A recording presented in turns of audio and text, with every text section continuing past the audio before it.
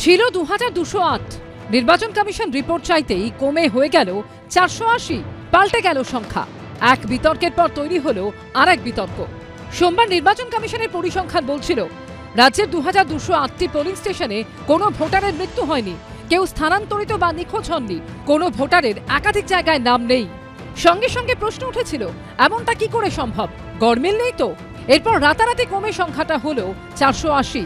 বিতর্ক আরো ঘনীভূত হলো।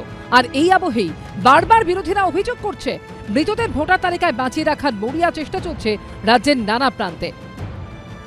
করে বলছে যে আপনি ডেথ সার্টিফিকেট না পেলে আপনি কি করে তুলবেন, তার বাড়ির লোক যতই লিখে দিক। আর গ্রামে ঘুরে বলে দিচ্ছে কেউ ডেথ সার্টিফিকেট দিবি না।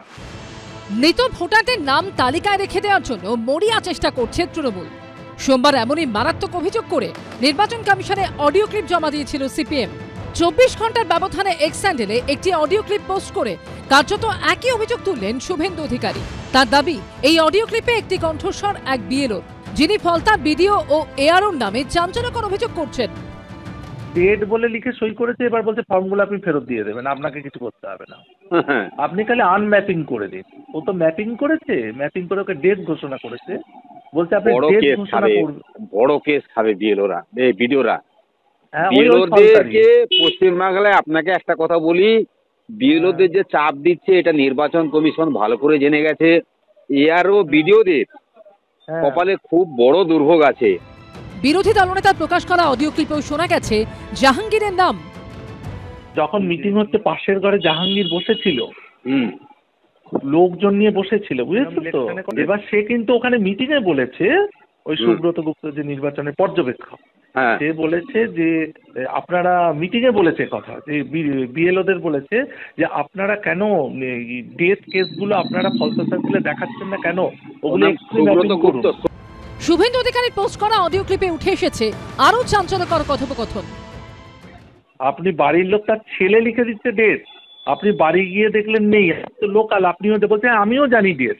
বলছে তাহলে ওগুলো কার নির্দেশে অপেক্ষা আপনারা এখনো ডিজিটাইজ করছেন না? আপনি এক্ষুনি ফোনে তুলে দিন, তা না হলে কিন্তু আমি বিএলওদের এগেনস্টে অ্যাকশন নেব। বলার পরে সন্ধ্যে থেকে সব তুলতে শুরু করেছে এই আরও। আর বিডিও বলছে যে ফোন করে করে, এমনকি বিডিও পর্যন্ত ফোন করছে, ফোন করে বলছে যে আপনি ডেথ সার্টিফিকেট না পেলে আপনি কি করে তুলবেন, তার বাড়ির লোক যতই লিখে দিক আপনি একটাও তুলতে পারবেন না। আপনি ডেথ সার্টিফিকেট যতগুলো চাইবেন ততগুলো, আর গ্রামে ঘুরে বলে দিচ্ছে কেউ ডেথ সার্টিফিকেট দিবি না। আমি ছবিটা পাঠাচ্ছি। সোশ্যাল মিডিয়ায় শুভেন্দু অধিকারী লিখেছেন, এসআইআর এর ফলে মমতা বন্দ্যোপাধ্যায় সিঁদুরে মেঘ দেখছেন, তাই তার প্রশাসনকে দিয়ে মৃত ভোটারদের নাম যাতে কাটা না যায়, আর ভোটের সময় তার শান্তির বাহিনীকে দিয়ে ওই ভোটগুলি যাতে ছাপ্পা মেরে জেতা যায় সেই পরিকল্পনা করছেন। ফলতা নিয়ে অডিও টুইট করেছি, তারপর কুলতলিতে স্ক্রিনশট দিয়েছি, বলছে ডেথ সার্টিফিকেট ছাড়া মৃত নাম কাটা যাবে না, তার বাড়ির লোক লিখে দিচ্ছে ডেথ, তবুও রাখতে হবে। এরা হাইকোর্ট ফাইকোর্ট কাউকে মানে না, এদের কপালে অনেক দুঃখ আছে।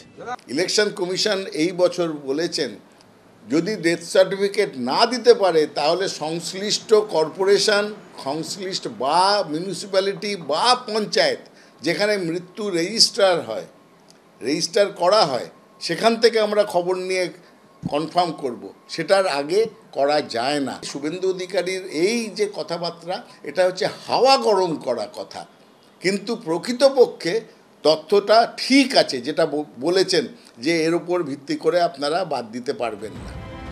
এসআইআর নিয়ে হইচইয়ের মধ্যেই বারবার প্রশ্ন উঠছে, তাহলে কি ভোটার তালিকায় মৃতদের জ্যান্ত করে রাখার মরিয়া চেষ্টা চলছে রাজ্য জুড়ে? কৃষ্ণেন্দু অধিকারী ও দীপক ঘোষের রিপোর্ট, এবিপি আনন্দ। ছিল 2208।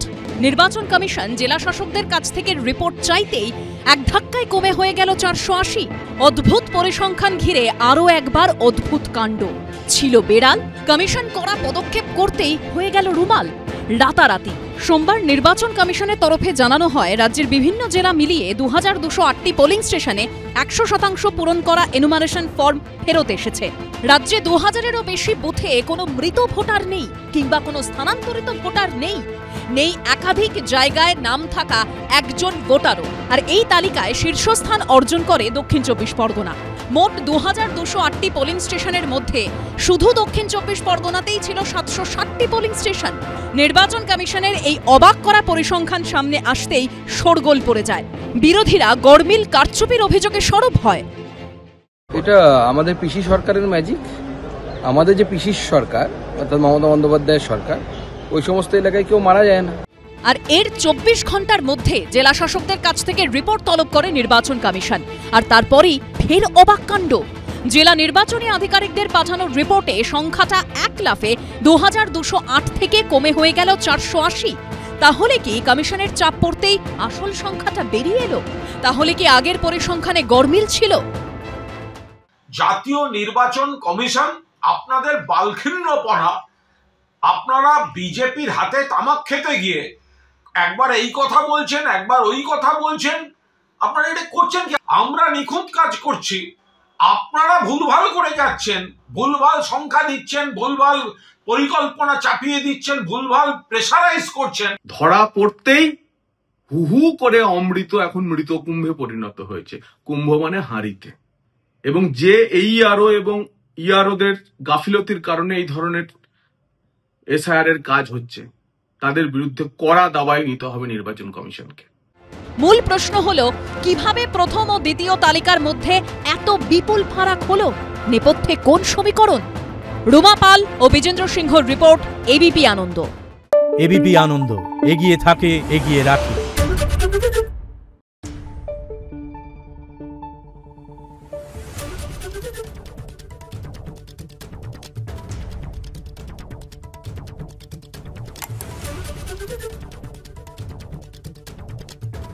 Thank you.